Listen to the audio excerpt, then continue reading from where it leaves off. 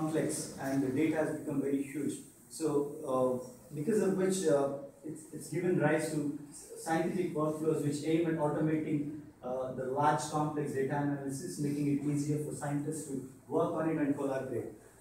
At the depth of it, workflows are nothing but a collection of tasks that are either data independent, data or control dependent, and these can be represented as directed acyclic graphs.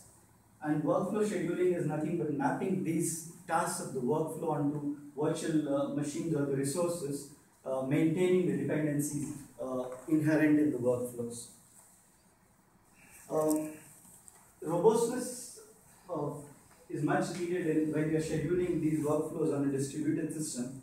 But as such, we would like to understand what robustness is. Robustness is a quantitative way which shows us that it is necessary to have some degree, to observe some degree of uncertainty to give a stable solution. Robustness itself is not a metric. It is usually associated with something else, like schedule length or the load. It gives an idea. It gives us an idea about the stability of the solution.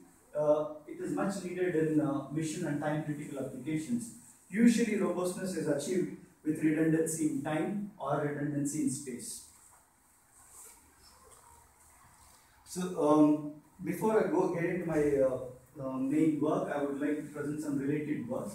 So, in workflow scheduling, especially in clouds, there have been many works on homogeneous resources, but the paper presented by Abhishami et al. They're from Fardoshi University, Iran. This paper was presented in FGCS 2012.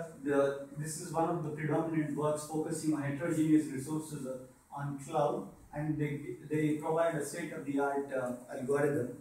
Robust scheduling has been very active field of research in distributed systems, covering a lot of fields like job shop scheduling, supply chain, resource management. It has been addressed in different ways.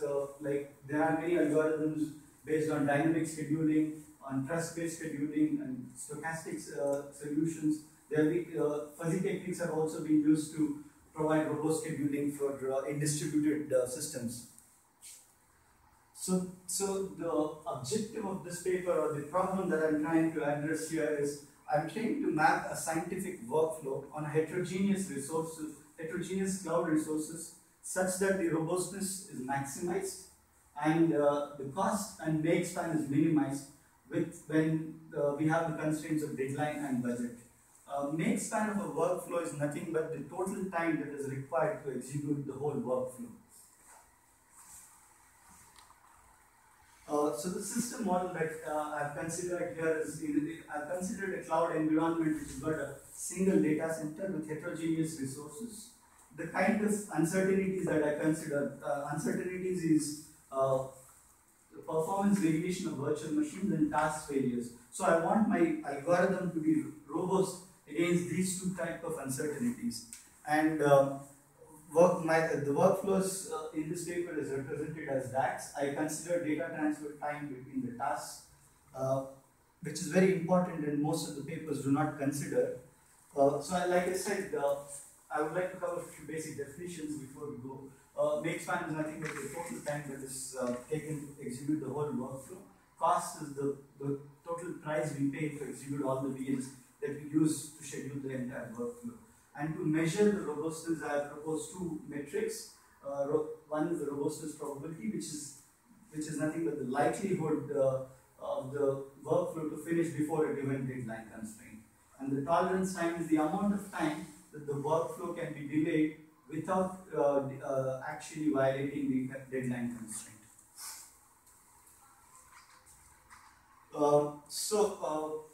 The scheduling algorithm that I propose here is based on the state-of-the-art algorithm that I mentioned in my related works.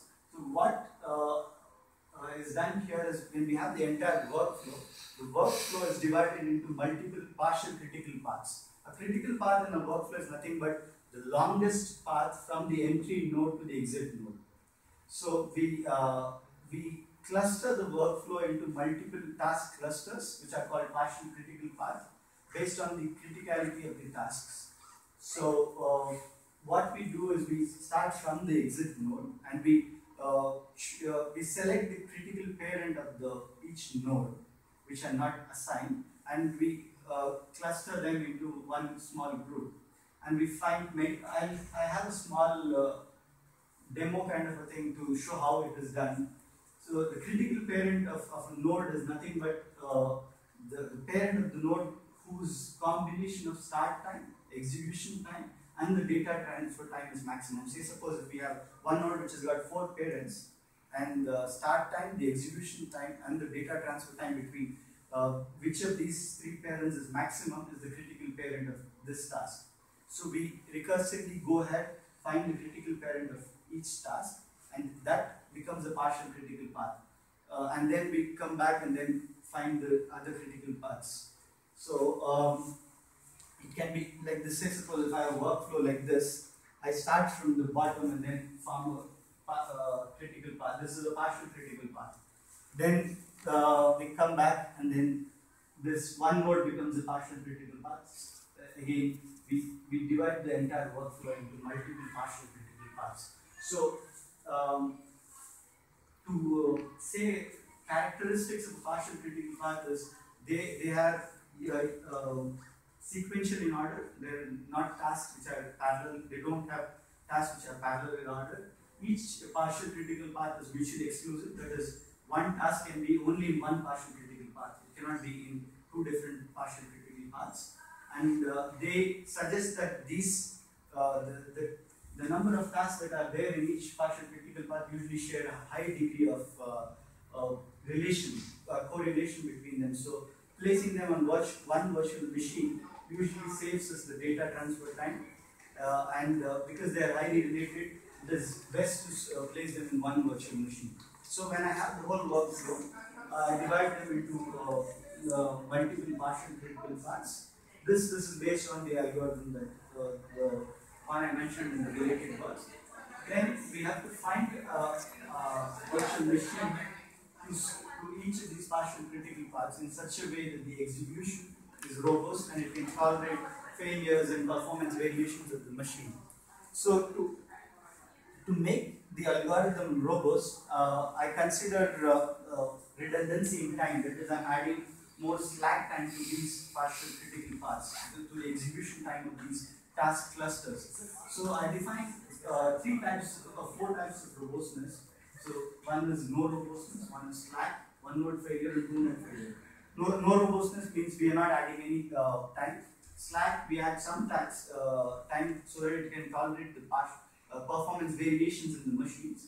One node failure is in a task cluster in a partial critical path. If the largest node fails, it should have enough time to rerun the task. So it should be able to tolerate one node failure. Similarly, 2 node failure, it should be able to tolerate 2 nodes with the highest execution time. It should be able to tolerate those 2 nodes failure. So what we do is we have different types of VMs, and for each different type of VM, we calculate a whole solution set. So say suppose I have 4 different types of VMs, I have 4 different types of robustness types. So there is 16 solutions, where each solution gives us a time to execute that task cluster and the money that is required to execute. So when we have these whole solution set, not all of these solution sets will be feasible to us. These solutions might not adhere to our deadline and budget constraints. So we reduce this solution set into a feasible solution set, which will satisfy our deadline and budget constraints. So once we have this feasible solution set, we need to find one solution from this feasible solution set which we can map to our task cluster. So for this, we propose 3 policies to select the resource. So the policies, basically we have 3 objectives: robustness, time, and cost. So each of these policies have different priorities of these objectives. Like the robustness, cost, and time picks a solution which is very robust, but at the same time which has got minimum cost. The next one, the robustness, time, and cost, picks up a robust solution which has got minimum time. And the weighted approach is user can define his weights, and based on the weights, it picks a solution.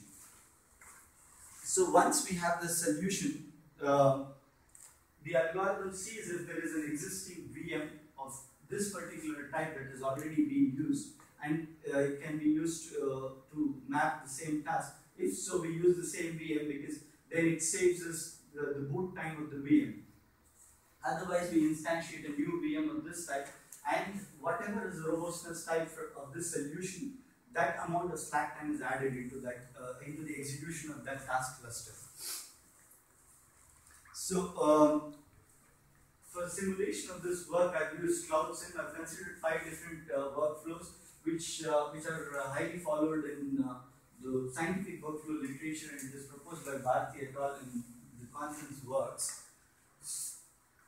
For the resource modeling, I've considered 10 different types of VM types, and the processing speed of the slowest and the fastest is around 5 times, and the price varies similarly. I assume that the cloud data center always has a free resource. That means it's got virtually unlimited resources. The data transfer costs are not considered because we have considered one data center, and usually the transfer costs within the data centers are not usually free. For the failure modeling, we have considered 2 different types of failure models. I have simulated failures through traces and also through a failure probability model. We have implemented a checkpointing mechanism, and the performance variation we have simulated from one of the papers that I have described there. These are the 2 reference algorithms. The first one is the base algorithm on which we have developed the partial critical path algorithm that I suggested, and we have also compared our results with a robust algorithm. So the results show that our policies always have a high tolerance time. That is, solutions usually have much time to tolerate more failures. It ends up before the deadline. Also, we have tested it with the robustness probability. The probability that when the deadlines are strict, our policies are performing much better than the baseline policies, which are not robust at all. And even in the relaxed situation, they're performing very good. This is the effect of makespan, that is the time required. We see that our policies usually have very low makespan compared to the base algorithms. Here, what I've done is I've tested it with 2 particular things. One, this experiment is where I've kept the budget constant and varied the deadline. And this is an experiment where I kept the deadline constant and varied the budget. And usually, both the reference algorithms that I've considered, they don't take budget as a constraint, so they perform similar when the budget variation is there, because they don't take budget into consideration.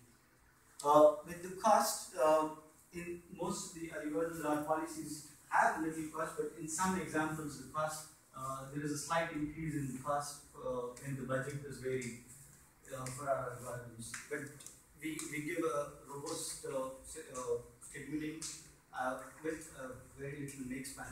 But in some certain situations, the cost is increasing.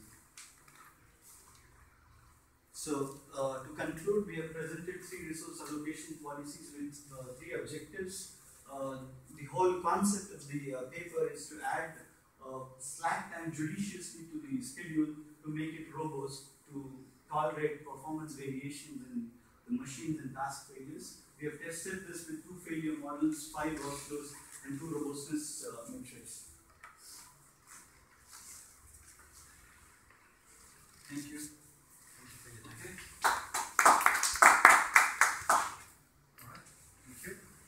Questions? Yes. First. Okay. About the deadlines you step in the evaluation, how you determine the deadlines, starting the beginning and the finish? What I have done is I have run this the whole workflow in the slowest machine, okay. and then I varied the deadline. Yes. By a factor of 0.5, I've increased the deadline, to the strict ones. So it's basically ranging from very strict to very loose deadline. The same with the budget. Yeah. Okay. If you go back to the slide with the tolerance, yes, one, yes. I don't understand it. The deadline factor is one, and you have tolerance. The tolerance time here. Yeah, if the deadline is very strict, most of the policies are not very do not have tolerance time. Tolerance time is basically my actual execution time minus the deadline. So say suppose if the deadline is 8 o'clock and the workflow is finished at 7 o'clock, then it's got a tolerance time of 1 hour. Yeah, so if the deadline is very strict, then this is usually negative because it's very strict. All of the policies have not been able to finish within the deadline, or at least these policies have not been able to finish. So as the deadline increases, the tolerance time increases. That means with the most relaxed time, all of the policies are able to finish within the deadline, but my policy is able to finish, has got more time. Yes. If you consider you have a hybrid cloud where you have the provider resources and the public resources, how you do adapt your approach to deal with uncertainty in the communication channels? Currently, this work I focus only in one cloud center. Okay. When it is a hybrid cloud, the problem becomes more complicated. Yeah. As such, I have dealt with multiple types of virtual machines and 3 objectives. Yes. So I would have to rework the whole process to state that. So it will be an entirely different problem. Okay. More questions? Yes. Sure. Can you go back to the slide with the resource model? Yes. So it seems very simplified. Is it a constraint because of cloud SIM, because it's difficult to model certain parameters, or is it because you think this is the right model that reflects the real world case? Or is it what is the I don't I mean, I think network is not considered. the network is not considered because I considered the assumption of one data center. So the virtual machine types are similar to Amazon, and the pricing is very similar to Amazon, and the characteristics are also very similar to Amazon Cloud. The data transfer cost within the data center is usually free in Amazon. So, and the storage are not considered because the workflow is basically dealing with the tasks and the mapping. The storage, even if I consider, it doesn't make any difference to the scheduling algorithm. Could you include network awareness if other applications would need this? Network awareness would make sense if I want to deploy it in multiple data centers, or like I said, multiple clouds.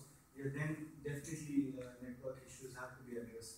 But in my simulation model, I think it doesn't make much of a sense.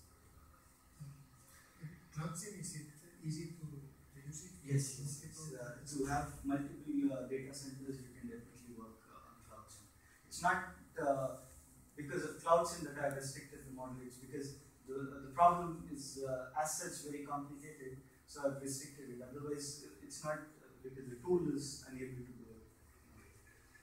More questions? Okay. By data transfer costs, you mean the monetary costs, not the time to transfer data, right? I've considered the time. You consider the time, but not the cost, the monetary cost. Yes, Okay. monetary cost. And what you used to simulate it in Cloud SIM was workflow SIM? I've built, I've extended Cloud SIM with my own extension. Okay, because I was looking for something to simulate workflows on Cloud SIM, and it was hard to I'm thinking of making it public. So. Okay, and can I have another question? Yeah, sure.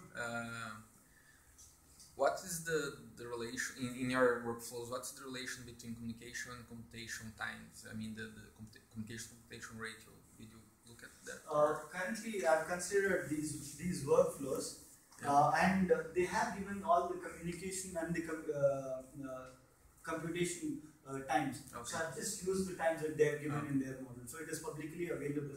Okay. So these are not workflows that we have used. These are template workflows that they are publicly shared. Yeah, I use the same data. They're from Pegasus, right? Yes, Yeah. Pegasus system. Yes, yes. Okay, thank you. More questions? Okay, maybe I have a couple of questions. So could you, in very few words, tell us how is this different from the grid workflows and grid sync? Because my prejudice, I mean, I have read many papers, some of them from Booyah also. It sounds, very similar to that. Well, the nature of cloud itself is very different from grid. Yeah, but Because, what features of the cloud have you used that are not in the grid? So, first thing is the provisioning of virtual machines in grid and cloud is very different. Here you are able to get the virtual machine when you want, and you don't have to invest too much on setting up the virtual machine, because in a grid environment typically you have to install the whole stack of softwares and everything. Here it's very easy to you have an image and then you But that's technological perspective. Yes. What I'm saying is from algorithmic perspective. What have you taken advantage of? The algorithmic is the same. Yeah, Right? because if I have to implement the same thing in grid, I have to take into consideration those times as well. It becomes a little easier here, but the complexity here is the different types of virtual machines. I know the types of virtual machines and the characteristics of these virtual machines, so I am able to plan my execution much better in the cloud environment. Okay. Okay, so can you put again the model? I think I agree with the last slide where you, the resources, was it? This one? Yeah.